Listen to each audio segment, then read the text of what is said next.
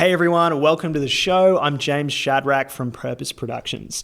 Now, a few years ago, I was a broke freelancer running around doing jobs all over the place trying to make things work.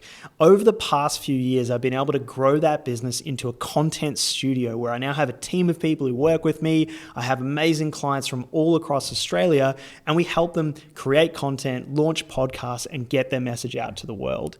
And I wanted to start this podcast to share more of how I do that and also the latest insights and trends that I see in marketing and content and really how to use content to grow your business and also share some amazing stories. So I wanted to get into that with you. And the first thing I'm going to do is share a little bit about my story because it's kind of been a crazy journey of how I got into this space.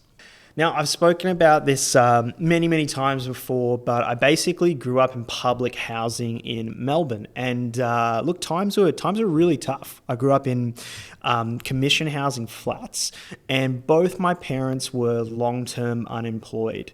They had their own mental health challenges and stuff they were working through. But for us, it just meant that we had no money, basically just surviving off Centrelink and government support for basically my whole life. So times were really tough. They had a really terrible, just bad relationship. And a lot of the time I spent growing up as a kid, I just felt really hopeless. And so naturally I started to gravitate to how do I figure this out? Because I hate the situation I'm in. I hate the stuff that I see with my parents and the lives that they're living. How do I get out of here? And that's what led me to start learning about business, entrepreneurship, mindset, psychology. I just started going down this path of self-development. And so it started off with different kinds of books that I read, like, 7 Habits of Highly Effective People, just basic sort of Tony Robbins, that kind of stuff. And that led me on this pathway of figuring out about myself, healing a lot of the stuff that I'd been through and moving in a positive direction. From there, I studied psychology. I figured I learned a lot, but it really wasn't for me. Ultimately, what I wanted to do was business. Off the back of studying psychology, I started learning about how to use a camera and how to create my own content. And that's what led me to think, wow, videography and content and production is actually really interesting. I want to get into this. I ended up working a job at a co-working space, and I literally typed entrepreneur into seek.com.au, which is the job searching site that we use. And I just typed entrepreneur because I wanted to spend time with business people. So I got this job working in a co-working space. I was the receptionist. So all these small business owners who ran their business out of that space, I was the guy greeting them and saying, hey, how's your day going? Here's a message for you. Here's your mail, all that kind of stuff. And what that allowed me to do was start to network and really learn about business. Through that whole experience, I got my first mentor, I got my first client, and ultimately I made the decision that I wanted to quit that job and go start a freelancing business. And I had no idea what I was doing, but I was talking to people, I was sharing, I was explaining what I was going to do. And then I had a guy say, hey, I know this guy who's doing like a video blog thing. His videos don't look great. Maybe you could help him out. And so I went to that meeting and it ended up being one of my biggest mentors that I've had in my life. A guy called Toby Scovron. He runs a series of co-working spaces called Creative Cubes. And he basically said, hey, I'll teach you about business if you edit videos for me. And that's kind of how I got started. From there, it was just all hustle. Like all my time, effort, and energy went into growing the business and figuring out how to get to the next level. I had a lot of different setbacks, a lot of failures, a lot of things that weren't working, but slowly, year by year, I built things up. I got better clients. I learned how to work better, how to build a team, how to manage things, and really make things get on track. Then we went through the whole COVID experience here in Melbourne, Victoria. We were one of the most locked down places in the entire world. And a lot of us, that shrunk our businesses, me included. And so really off the back of that experience, I relaunched Purpose Productions and really focused on how do I help business owners use content to help them grow their business, reach a broader audience, and ultimately use content as a lead generation tool. So that's where we are today. It's been a long journey to get to where I am today, but I so enjoy doing this. I love helping people create content, to share their story, to get their message out there. I'm all about people building their brand and getting their message out there. So why content, and why content from a business perspective? So after doing this for 8 years now, I can confidently say that producing content is an amazing way to grow your business. It's an amazing lead generation tool, and it's a really stable part of business growth. What a lot of people don't talk about is that the content part is not a quick fix for business development. It's a slow burn, but when done right, it's really the most cost-effective way to find new leads and to create new opportunities in your business. If you're looking at how to grow, there's a few different levers that you can pull when you're talking about marketing. First off, we've got paid media spend. So that might be SEO, it might be paying to put your ads out across these different platforms. But that costs you to get your ad in front of those people's faces.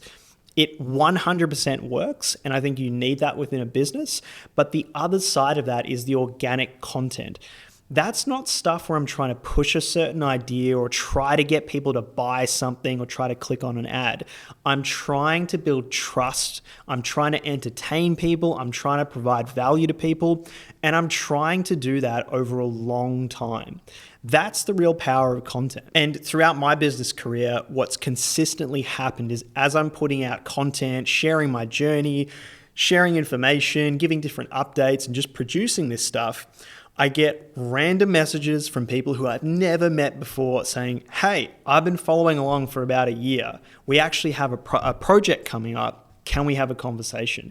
And for me in my business, a couple of leads like that is huge. They're huge, well-qualified opportunities that I don't need to do any objection handling on. They're just ready to go because they've spent hours and hours watching and consuming my stuff over the past year.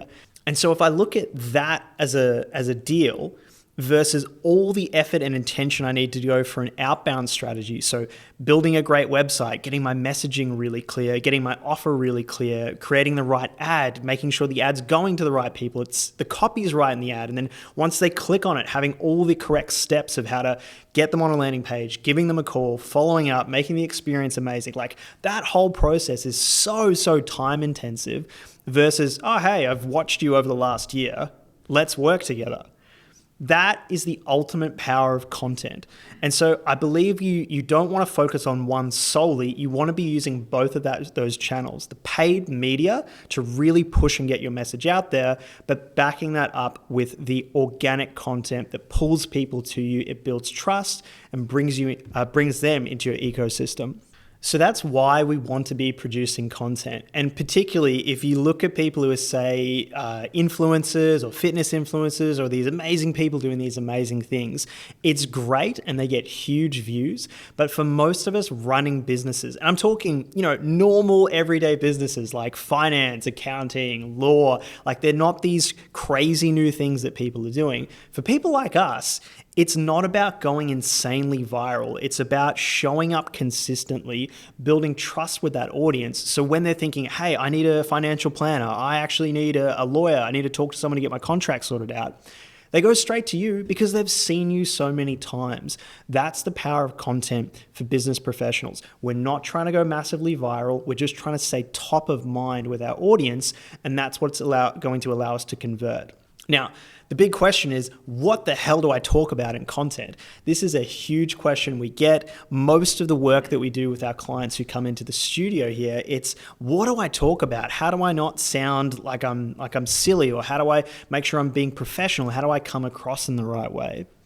So we've done so much work in helping people get these ideas out, and we take everyone through a really detailed strategy session to plan that stuff out. Definitely what you don't want to do is just jump in and start talking without any thought. And for most people starting off, we begin with some fundamental questions. So we create a list of questions and we just ask those questions, and every response is a piece of content. So it's things like, why did you start this business? How are you different to other people in your niche? What made you so passionate about this space? Is there anything in the space that you see that's one way that should be changed? Should accounting be practiced differently? Should recruitment be approached in a different way? How do I get the best outcome for my client if I'm in the disability sector? It's these really deep topics that share your values, who you are, and what you care about. Those are the fundamental questions that you want to start with. So from there, we would create short form content where every little response that you have forms a 30 to 60 second video piece. We cut that in a vertical style, we get captions on there, and that way you can post that piece of content across every relevant platform to you, and you've got constant content coming out. So I'm really just giving away the entire business model here and what we do, but it's ask great questions, cut it into short form content, and then post that across social media, and just have a consistent schedule so you're constantly out there top of mind. That's the whole game. And again, you're not trying to go massively viral with every single piece of content. You're wanting to produce stuff consistently, high quality, showing up and giving value, and that's what's going to build that trust over time. That's the whole content game. That brings me to the big shift that we've seen in content over the last few years, and that's podcasting. So podcasting is huge, especially right now, and there's a few reasons why it's like that. I'd say about 10 years ago, the way that you establish yourself as a leader is you write a book. If you're a coach, a consultant, a thought leader in the space, if you produce a book, well, now you're a published author. Obviously, you're the expert. That has now become podcasting. If you're an expert in your space, you need to have a podcast because that instantly makes you an authority and a person of credibility in that space. So that's one big reason why everyone's moving to podcasting. Now, the second thing is if you think about what's happening in the political space, which is very, very interesting. During the Trump election, we saw both major political people get on podcasts. So Trump was on Joe Rogan, and he probably would have spent some money to get on there, and he was able to talk to millions and millions of people and sway public perception. And Kamala Harris, she's on Call Her Daddy, trying to reach a different audience, probably paid a lot to get on that spot and tried to sway that audience too. Now, it didn't used to be like that. 10 years ago, you wouldn't have said, hey, I'm going on a podcast because that's the best way that I can reach an audience, and that's how I'm going to have influence. But that's what's starting to happen. And we see it in Australia too. This election, 2025, we've seen both Labor and Liberal Party candidates feature on multiple podcasts, whether that's Mark Bouris, Abby Chatfield, but they're going to these podcast mediums to get influence over people. And so for the individuals who are running those podcasts, that's a massive amount of power and influence they wield by being able to say, yes, you can come onto my podcast and I'm going to give you access to my audience. So that's a very, very interesting shift that's coming in. And I'd say the third part is with so much of traditional media being, soundbite, biased, really controlled, we want to be able to get accurate information from the people we're listening to. And podcasting is really the only way where you can sit down and really listen to what someone's saying. You're not getting this little 15-second soundbite. It's like, oh my God, I can't believe they said that. You can really think, well, what does this person actually think? Do I trust them? Do I believe what they're saying? Does it make sense? Are they trying to sell me something? Are they authentic?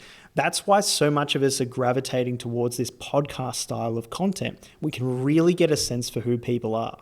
And in addition to that, it's the easiest way to create a lot of content because from, say, an hour-long podcast, it's very easy to cut 10 to 15 of those little sound bites and then distribute those across social media. And then what is everybody seeing across their feed?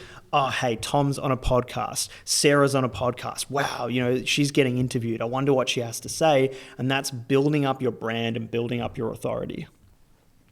So I want to talk a little bit about what I see with my clients who I'm producing content for. And again, I'm mainly working with people in professional services. So lawyer, accountant, recruitment, logistics. These are not the most exciting, wild industries out there, but they're really important industries that basically make our entire world work. Anything that you're looking at, whether it's, the table that we're on, the microphone, the technology, they're built by great businesses that are not the most exciting thing in the world, but they make our whole world work.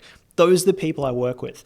And a big concern they have is, am I going to be awkward? I feel embarrassed. I'm not used to being on camera. Are people going to want to listen to me? And consistently what I've seen is once people get going and they get comfortable with how to do this, they absolutely love it. They have a great time and they get great results. So I think about one of my clients, TRS, a guy called Tavis, who has had some amazing success with his podcast, really getting some great views and creating opportunities through that. But when he first came in, he was really unsure about how to talk on camera, was a little bit underconfident of putting his face out there in this medium. And so we started really slow, where I was just interviewing him, asking him about why he started, his views on recruitment and his philosophy. And slowly confidence grows, gets some good interaction from it, posts the content out there, people like it, get some attention, and then from there we grow. Now he's an absolute pro at podcasting. He runs his whole show, he's getting thousands and thousands of views across his content, and that's really building him up as a leader in the space. And again, someone starting not super confident in front of camera, not doing a lot of this content stuff, to being, hey, I actually really like this. Oh, it's just talking. That's really all it is having an engaging conversation with someone. And I think about our clients in the logistics space. So these guys, family-run business. It's, again, not the most wild thing out there to be making a podcast about logistics, but they get hundreds and thousands of views across these little clips that we put out across social media, and people love it.